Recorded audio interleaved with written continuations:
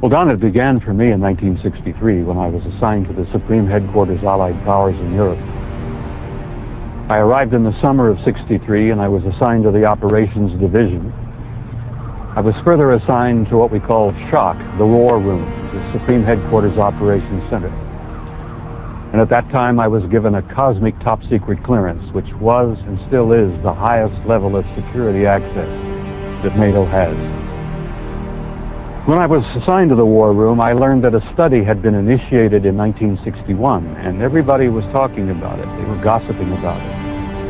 And the subject was UFOs, and that intrigued me a bit. When that study was concluded in 1964 and it was published, and I was still working in the War Room at that time, I had access to this document. I had a chance to read it. And having been exposed to it, I must tell you honestly that my life has never ever quite been the same. Because I read first-hand reports, verifiable NATO military material that indicated that the UFOs were not only real, but they represented something far beyond anything I had ever imagined before.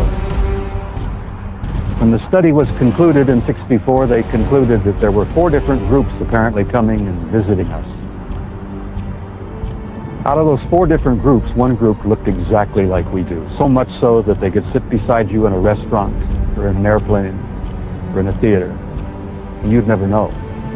And that particular point bothered the military guys a lot. The point being that some of these people from somewhere could be walking up and down the corridors of state headquarters, or they could be walking up and down the corridors of the Pentagon. One day at lunch, a lieutenant colonel made the remark, he says, "Jesus, do you realize they could even be in the White House?" And there was a little forced laughter at that point, I remember, because a lot of us over the years have had some misgivings about the occupants of the White House. But the point I'm making is that the idea that aliens could be here in our midst bothered the military, because if you're not paranoid when you go into the service, you're certainly trained very quickly to be so. It's the nature of the military mind, I think, to be paranoid.